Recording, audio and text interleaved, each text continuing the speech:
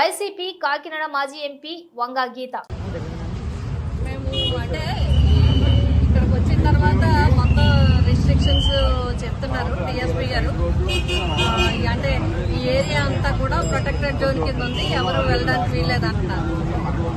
అయితే మేమే అంటున్నట్టు మా జడ్పీ వైస్ చైర్మన్ గారు ఉన్నారు, నేనున్నాను. ఇక్కడ సుధాబాలు మున్సిపల్ చైర్మన్ ఆవిడ ఇంచుమించుగా ఈ 5-6 రోజుల నుంచి ఆవిడ ఒత్తిడిలో ఉంది. మాకు ఫోన్ చేసిన దానికి మేము ఆవిడని కలిసి వస్తామని చెప్తున్నాం. ఒక క్యాడర్ అంతా ఇక్కడ ఆగుతారు.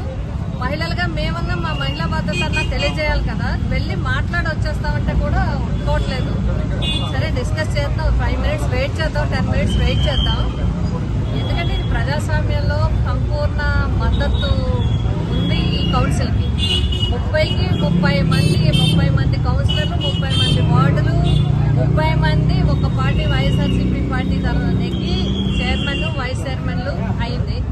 సరే ఎన్నికల తర్వాత రాష్ట్రంలో అధికారం మారింది, అది సహజం, అది జరుగుతూ ఉంటాయి. ఇప్పుడు 30లో 28 కౌన్సిలర్స్ ఉన్నారు. ఒక ఆమె కాలం చేయడం వల్ల చనిపోవడం వల్ల ఏర్పడింది, ఒకరికి ఉద్యోగం రావడం వల్ల ఏర్పడింది. 28 మంది కౌన్సిలర్లు ఉన్నారు. ఇంచుమించుగా 17 మంది కౌన్సిలర్లు ఇక్కడ ఉన్నారు. ఇప్పుడు వైస్ చైర్మన్ ఎలక్షన్ జరుపుకోవాలనుకుంటే స్వచ్ఛందంగా స్వేచ్ఛగా కౌన్సిలర్స్కి వదిలిపెట్టి ఆ మున్సిపల్ అధికారులు ఎవరైనా స్పెషల్ ఆఫీసర్ వేస్తుంటే వాళ్ళ పర్యవేక్షణలో జరగాలి. కానీ ఇంత సంపూర్ణ మద్దతు ఉంది. ఇక్కడ 28 మంది మెంబర్స్ ఉన్న వైఎస్ఆర్సీపీ పార్టీ వైస్ చైర్మన్ ఎన్నుకోవడానికి ఎంత విధంగా చేయటం అనేది కరెక్ట్ కాదు. ఎందుకంటే స్థానిక సంస్థల యొక్క ప్రాబల్యాన్ని ఈ విధంగా తప్పుదారి పట్టించడం అనేది కరెక్ట్ కాదు. కరెక్ట్గా నిజంగా ఎన్నికలు జరగాలనుకుంటే కౌన్సిల్ వదిలిపెట్టండి. కౌన్సిల్ ఉన్నారు, స్పెషల్ ఆఫీసర్లు వేయండి. కలెక్టర్ గారు వేసిన స్పెషల్ ఆఫీసర్లు, లేదంటే మున్సిపల్ అడ్మినిస్ట్రేషన్ స్పెషల్ ఆఫీసర్ దాంట్లో జరగాలి.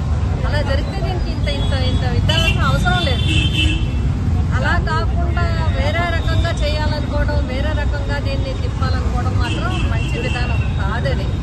అందుకే మేమందరం కూడా మా చైర్మన్కి, మా కౌన్సిలర్కి, మా దాడిశెట్టి రాజా గారికి మేమందరం కూడా మద్దతు తెలియజేయడానికి వచ్చాము. అయితే ఇక్కడికి వచ్చిన తర్వాత వీళ్ళన్నీ చాలా రిస్ట్రిక్షన్ పెట్టారు. మేము కూడా గౌరవిస్తాం. ఎందుకంటే లా అండ్ ఆర్డర్ తీసుకుంటానంటున్నారు. మీరు అందరూ ఇంతమంది ఆయనకి మద్దతుగా వచ్చారు కాబట్టి మేమందరం కాదు, ఇందులో మహిళలు ఉన్నాం, మహిళలు వెళ్ళి చైర్మన్ పలకరించి వస్తామంటే కూడా ఇంకా వద్దంటున్నారు. సరే వాళ్ళు మాట్లాడుతూ ఉన్నారు, 10 నిమిషాలు ఆగాలన్నారు, మేము ఆగుతాం.